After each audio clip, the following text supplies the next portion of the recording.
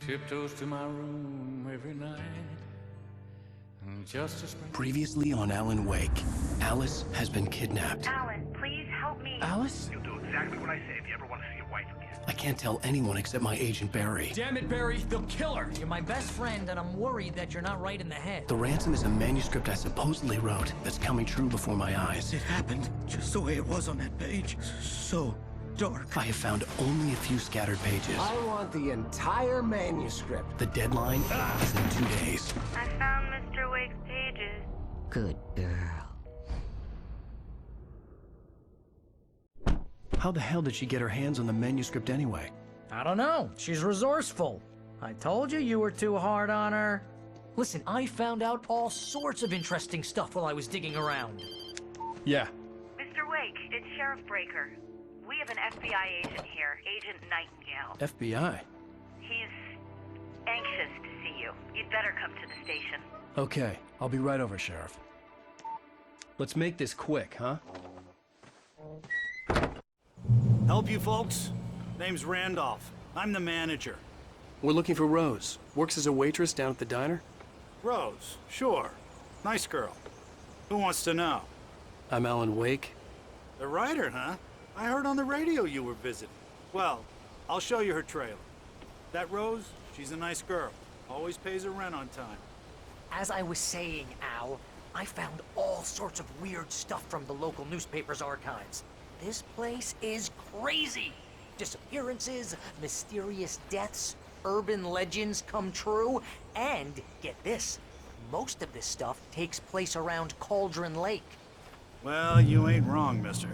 The Indians thought the lake was a doorway to the underworld. I'm the God-fearing type myself. I don't hold with that sort of thing. Yeah, okay.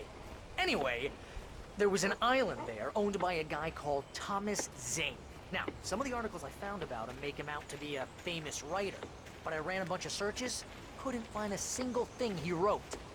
Zane was heavily into diving, so much so that the place came to be called Diver's Isle.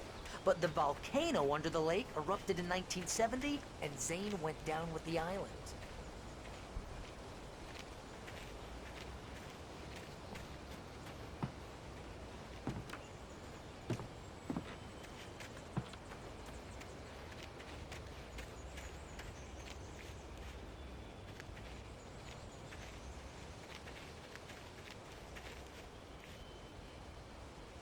It gets better.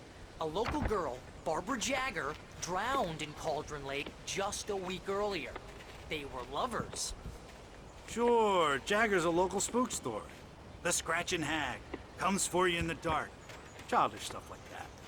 Anyway, Al, I'm just getting to the best part. All of the articles about this stuff were written by Cynthia Weaver. I asked around, and she's that crazy bag lady you met. What, the lamp lady? She can be a little loopy, but she's not homeless or anything. Yeah, anyway, she knew both Jagger and Zane before they both died, and she had some kind of a breakdown.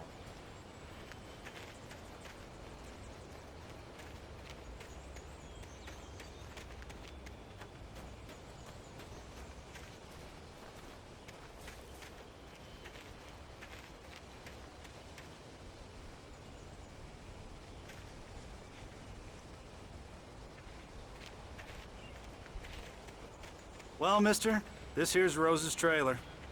You mind me asking what you want with her? We're just here to talk to her, pal.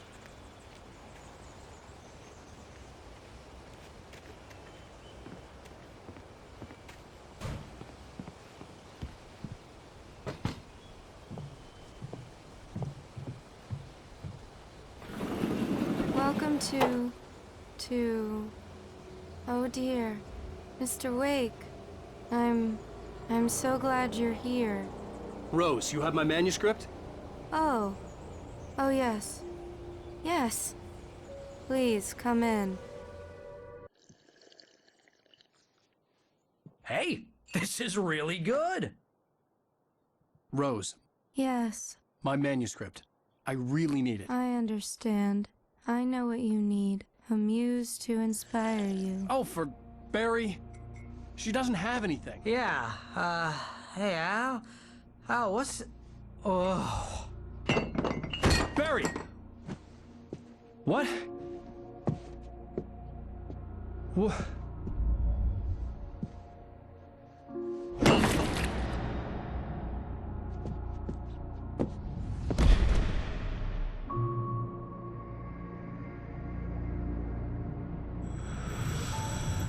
It's coming for you, hiding in my barber's skin.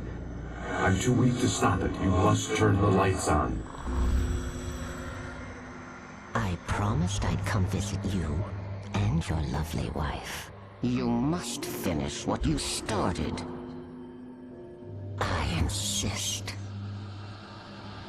You must turn the lights on. Turn the light on.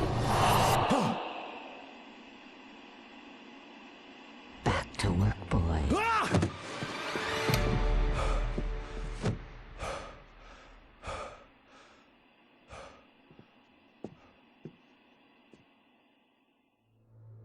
I felt nauseous, hungover. Only anger kept me going.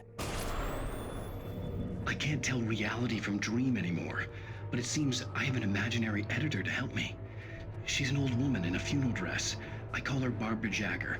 She's very strict. I'm writing faster and faster. My manuscript is being heavily revised. The edits are getting very aggressive, and each day there's less of me and more of her. I hate it, but I know she's right.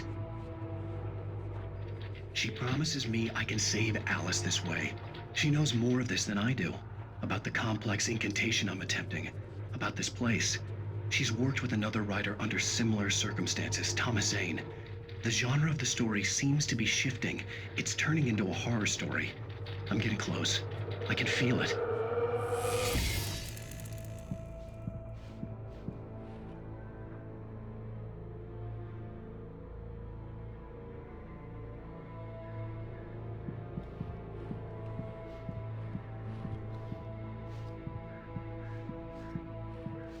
Rose took a day from me. I had less than 12 hours left to meet the kidnapper. All I could do was get Barry into the car, work something out once I got on the road. Welcome to the Oh Dear Diner. What can I get you today? Coffee? I couldn't work up much hate for Rose. Something had used her to get to me and left its mark. First refill is free. Milk and sugar on the counter there. Would you like to hear today's specials? Thank you. A nice day. Come back soon. Barry was out of it. He was way too heavy to carry. You're right. I deserve more money. I'm so handsome. My gun and flashlight were gone. I'd have to find a way to get Barry into the car as quickly as possible. There was no time to waste. Mr. Randolph liked Rose. That little smile she had. How she was still sweet when life had tried so hard to make her bitter. It wasn't any of his business what she did in her trailer. But those strangers, the writer and his smart-ass sidekick, looked like trouble. And they'd been in there for hours, way past her normal bedtime. He reached for the phone and called the sheriff's station.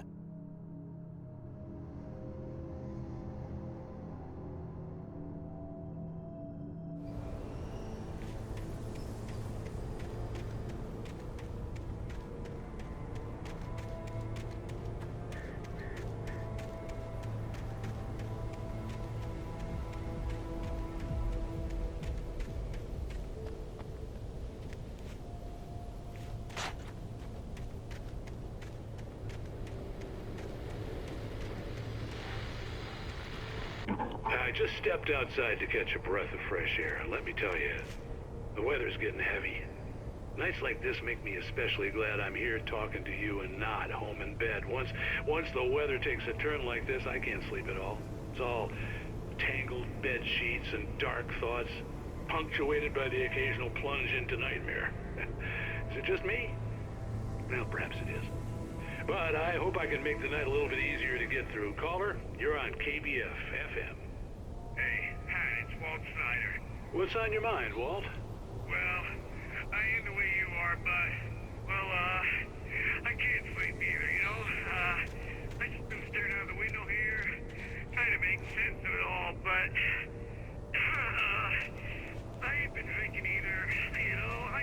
Well, you sound like a man with a problem, Walt. Yeah. I had argument with Danny. You know, Danny, and, then I got in trouble with the law. You know, and, I'm just, well... I heard something like that, Walt. Yeah. Well, you know, Danny's my best friend, and, they let me on bail today. And now I'm just alone here at the window, you know, waiting. Man, and there's something in the air tonight, man. I was just outside looking up at the sky above our broadcast tower thinking the same thing. What are you waiting for, Walt? I don't know. You know, something's gonna happen. You know, I think you better go. Well, Walt, maybe... No, thanks, Pat.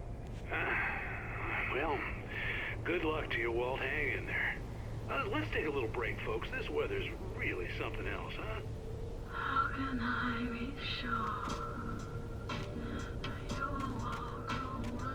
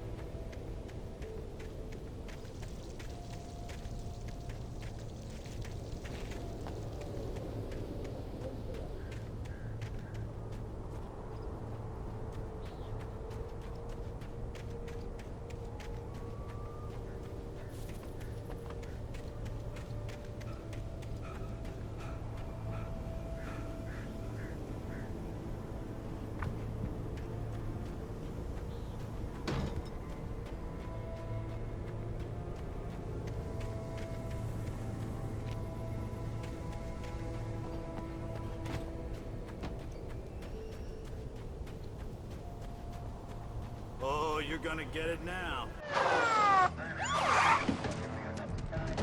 God knows what you've done to that poor girl. This is Agent Nightingale, FBI! Get him up, Hemingway! You're under arrest! You move a muscle, I'll unload right in your goddamn face! Stay right where you are, Spillane!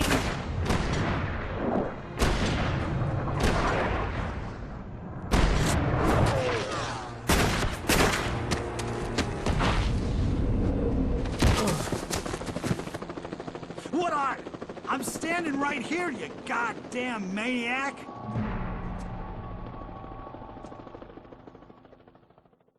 I hated to leave Barry behind, but there was no way I'd miss my appointment with the kidnapper. Give it up, Mr. Wake! Come on! Get after it! Don't let him get away! Move it! Move it! Move it! I'll have you shot if you let him get away!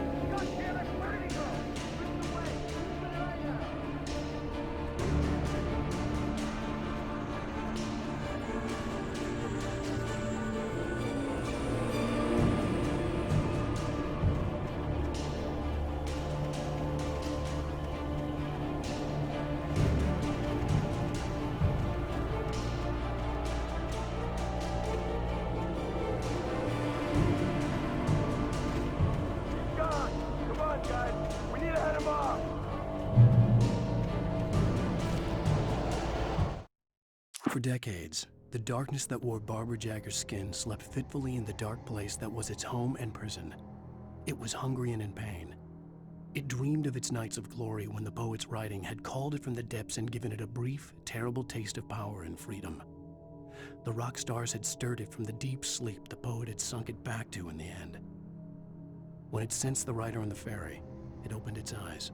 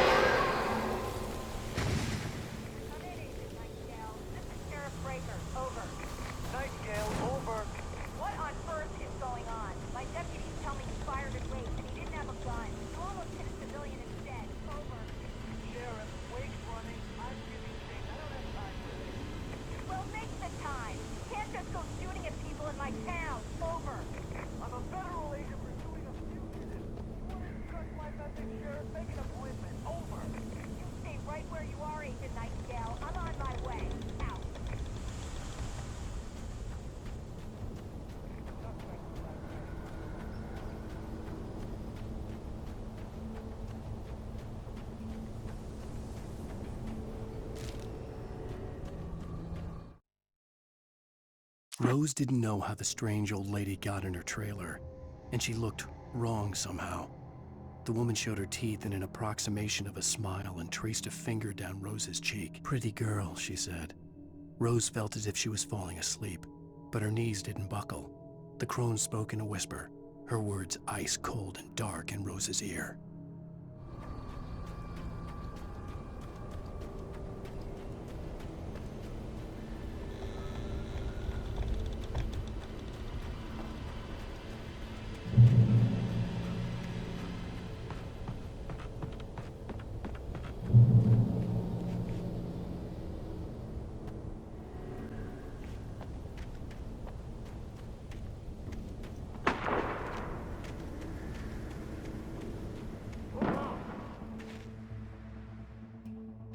Search the area!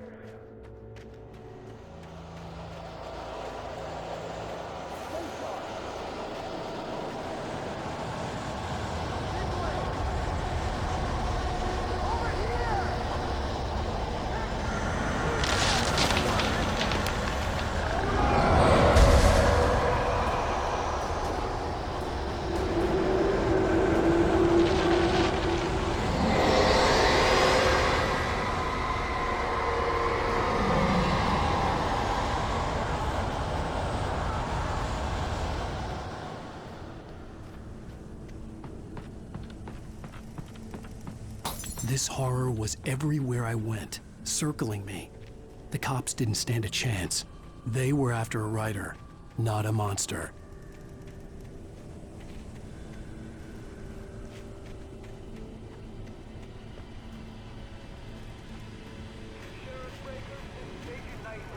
I've lost contact with person you assigned to me. It's Wake's doing. Wait, are you seriously telling me that geek writer just took out my deputies? Are you kidding? I mean, have you seen this guy? He wears a tweed jacket. Over. He's the guy we're chasing. If it's not him, who then? Bigfoot? Over. I don't know yet, but I'm not in the habit of jumping to conclusions. That tends to come back and bite you in the ass. Out.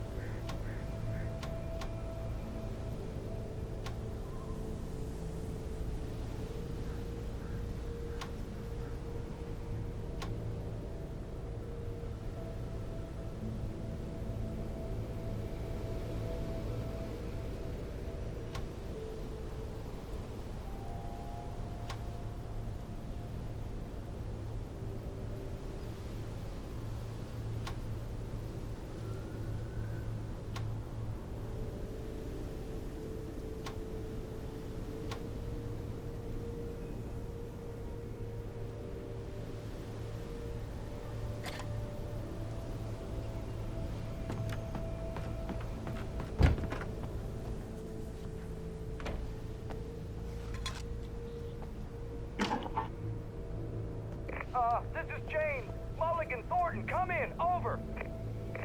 Thornton here. James, we got both Wheeler and Rose in custody. They didn't put up a fight or anything. Why, they were... Hey, what are you doing? Come on! Sit down and give me that. Jane, Mulligan here. Over. Go ahead, Mulligan. Over. We got Wheeler and Rose here. Wheeler's drunk or hopped up on something. Speaking of which, that Fed had a pretty distinctive whiff of Oda Scotch about him, you know what I mean? Over. I don't have anything on that, Deputy Mulligan. Over. Well, whatever. Anyway, Rose is just being plain weird here. You better get Doc in to take a look at both. Over. Gotcha. You better get them here quickly. The, Fed's gonna want to interview Wheeler. Over. Oh, yeah, I'll bet he does. Looks like they have a lot in common. Mulligan out.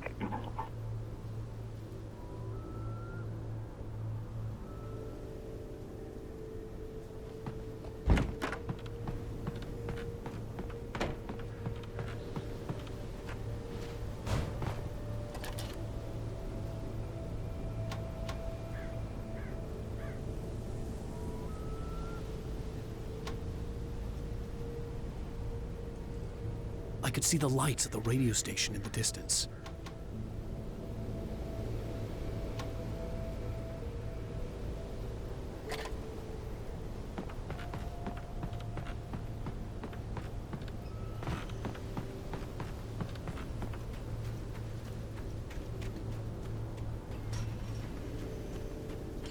I imagined that the broadcast tower in the distance was part of the local radio station.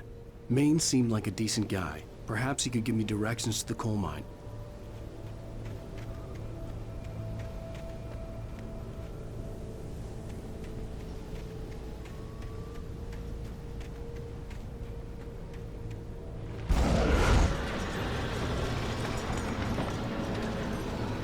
Unnatural shadows clung to the gate. The darkness that was after me was trying to stop me. I wouldn't get through without a light.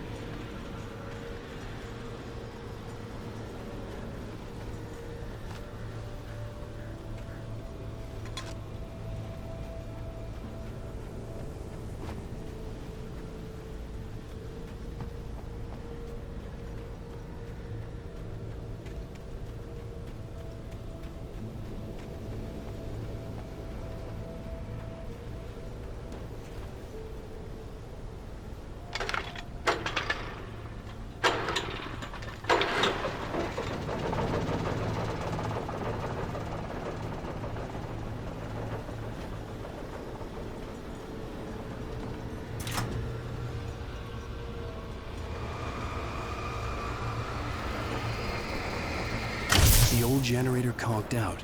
I'd have to see if I could fix it and try again.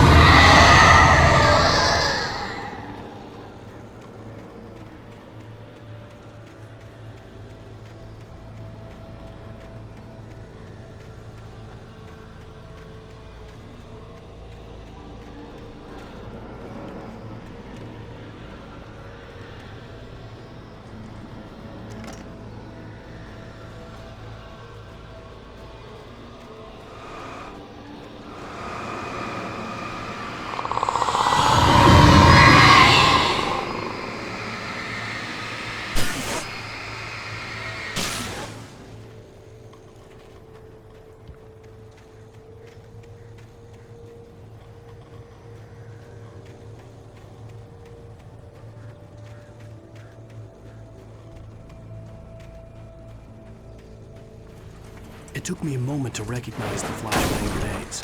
They were an ideal weapon for my situation. Team 1, come in. Over. Team 1, this is Sheriff Breaker. Report. Over.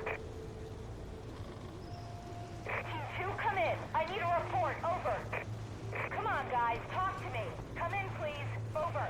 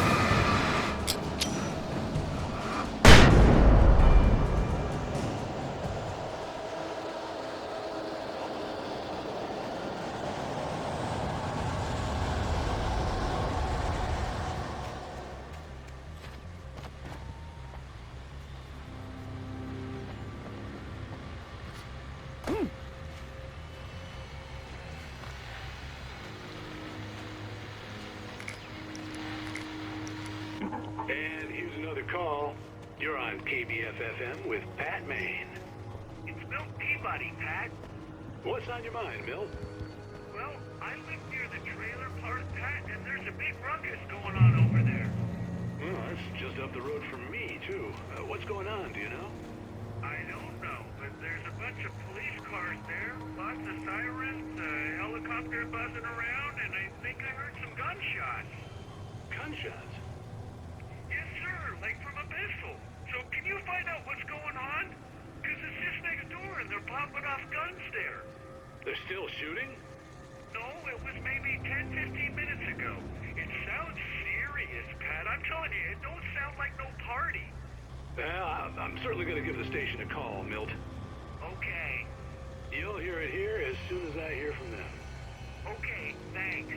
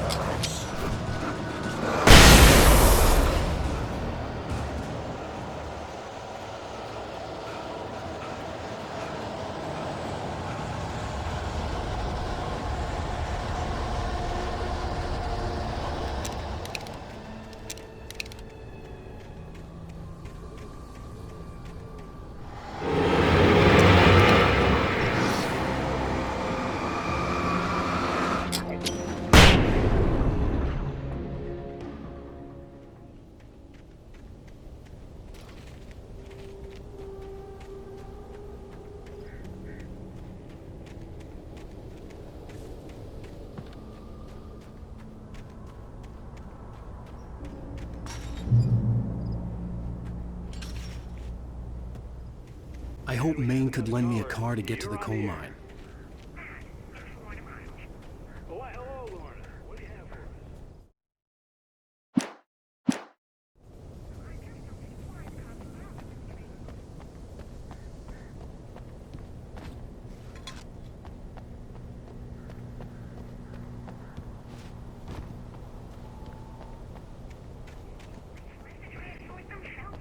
I'm sorry, but my granddaddy settled the fried balls in 9.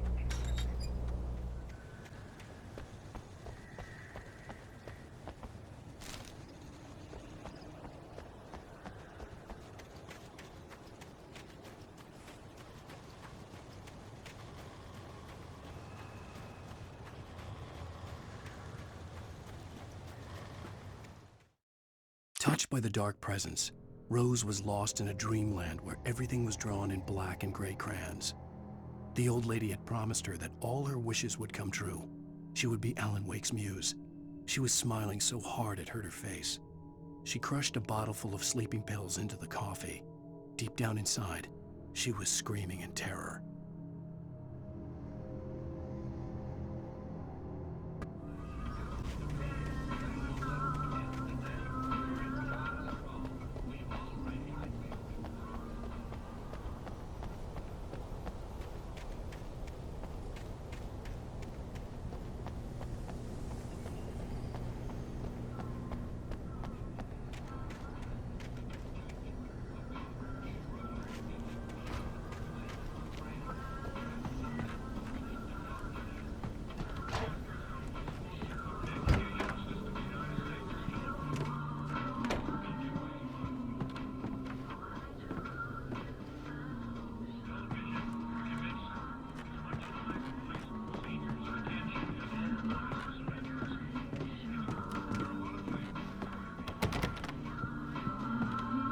Oh, here's a little surprise.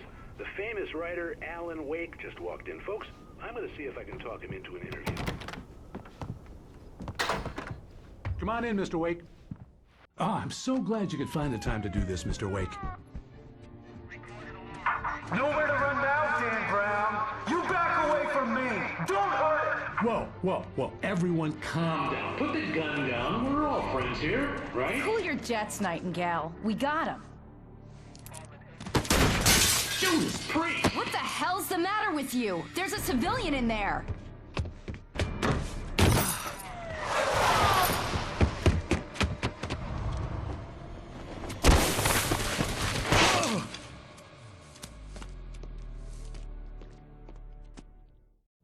I'll get you yet, even if it kills me. You hear me? You hear me, H.P. Lovecraft? I had fallen off so many cliffs it was ridiculous. That's what you get for naming a book The Sudden Stop. It was probably good I hadn't had the chance to tell Maine where I was going. I'd have to lose the cops and find my own way to the mine.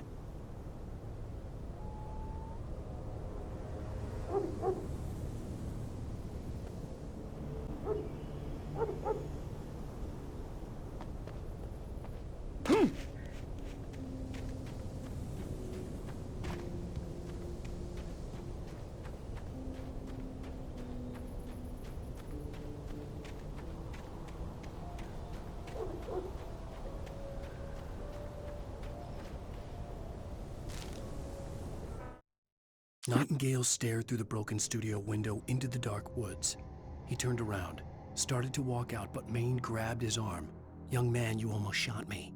You don't shoot off rounds at people like that. What's the matter with you?" Nightingale shook his arm free, marched out. His cheeks burned with rage and humiliation.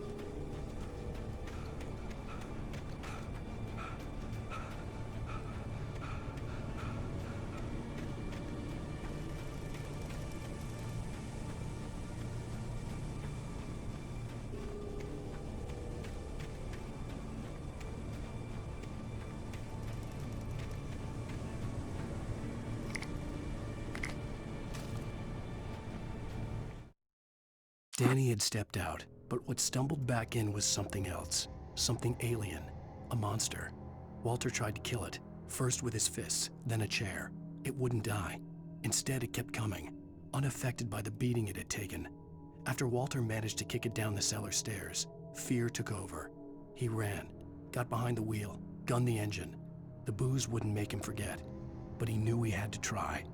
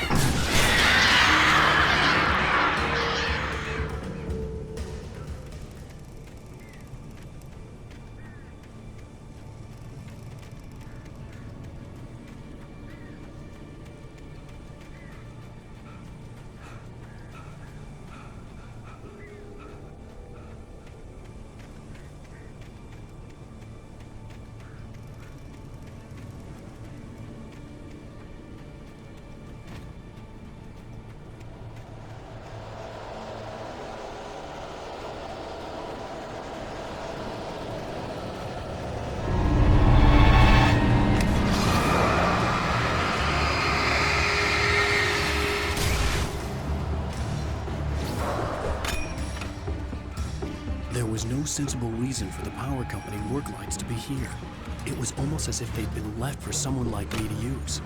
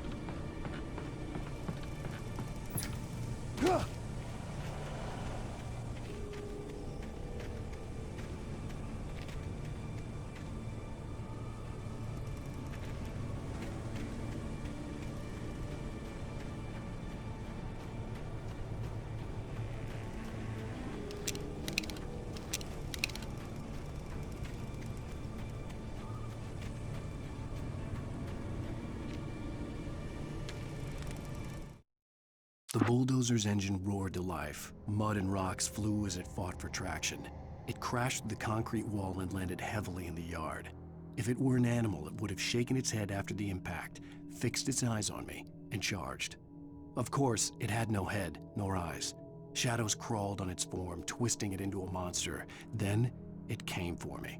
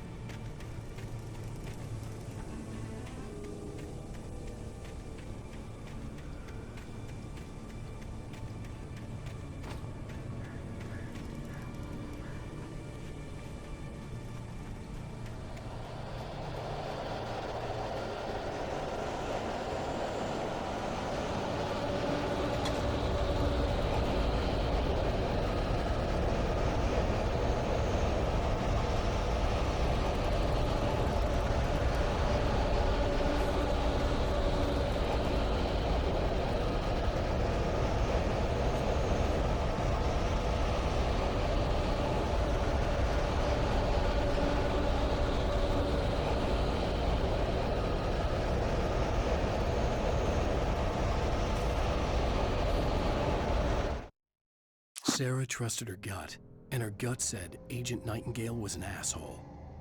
He felt wrong, and it wasn't just the smell of stale booze. It was in the way he flashed his badge, pulled rank, the look in his eyes when he wanted answers. Where was Alan Wake? What was this about an accident? Where was his wife? And most importantly, why did she let Wake go? He wouldn't answer her questions. Federal business was all he'd say.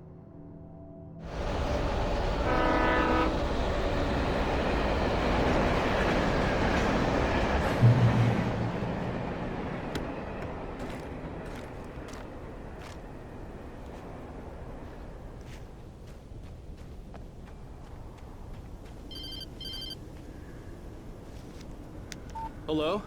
The most stubborn man I've ever met. Alice? Alice? Alan. Alan.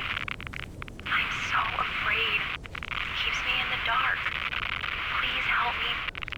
I look at you, Alan, and it's not you.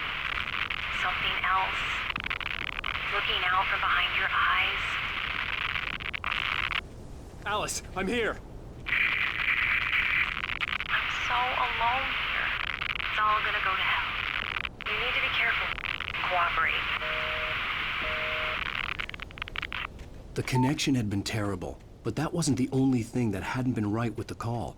She sounded wrong somehow, but she had called me.